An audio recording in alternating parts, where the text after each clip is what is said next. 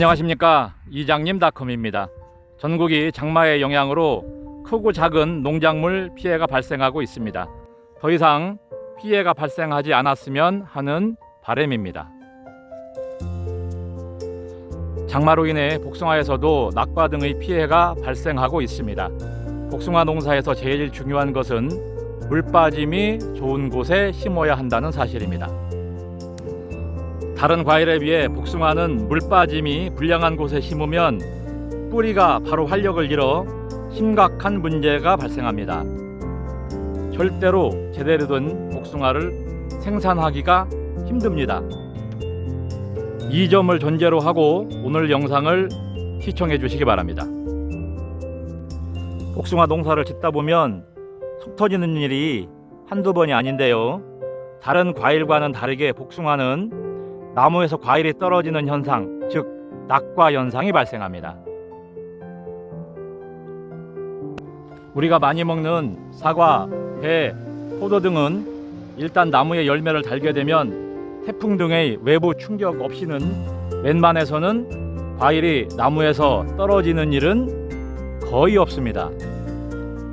특히 포도는 맨손으로는 수확하기도 힘듭니다. 그런데 복숭아는 비가 오는 날 밭에 서 있으면 여기서 툭 저기서 툭 낙과 현상이 발생합니다. 이유가 궁금하지 않을 수 없습니다.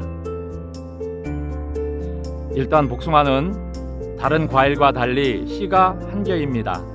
다른 과일은 씨가 여러 개이기 때문에 수정될 확률이 높지만 복숭아는 씨가 한 개이므로 다른 과일에 비해 수정되기가 상대적으로 어렵습니다. 수정이 안 되면 바로 낙과로 이어지게 되는 것이지요.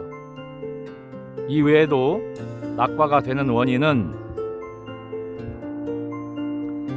겨울에 나무를 강하게 자르는 강전정, 열매 솟기를 너무 강하게 하는 강적과,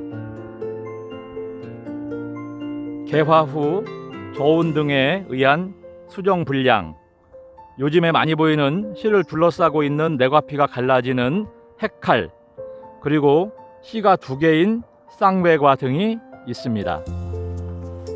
이번 영상에서는 위에 설명한 원인 외에 정상적인 복숭아가 장마철만 되면 어떤 이유로 낙과가 발생하는지에 대해 알아보겠습니다.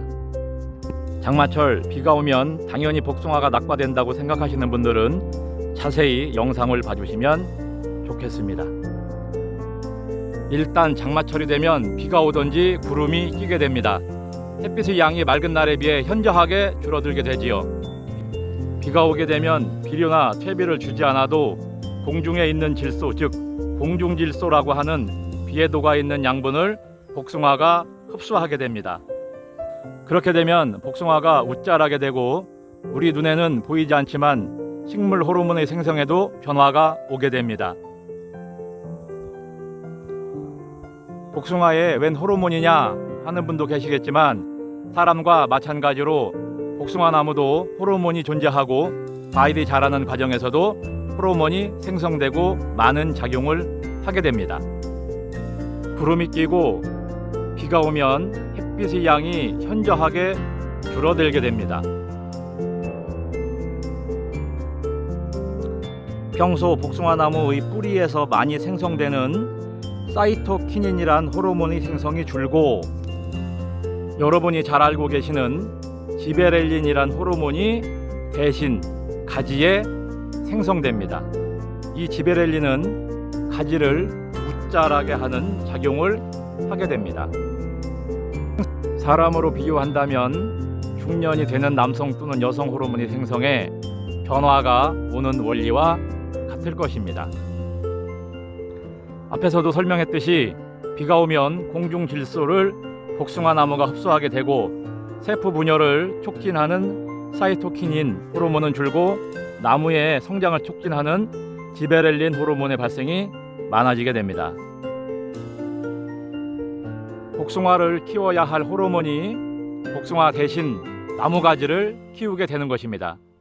이런 이유로 과일을 키우는 양분 등이 제대로 전달되지 않아 장마철에는 낙과가 발생하는 것입니다.